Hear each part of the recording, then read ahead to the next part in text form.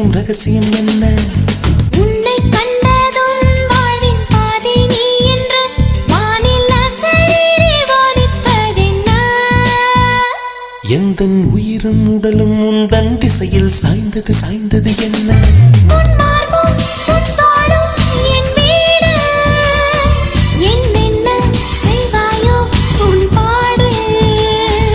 உன் கண்ணம் நான் உண்ணும் பூக்காடு. உன் உதடே என் உணவு இப்போது.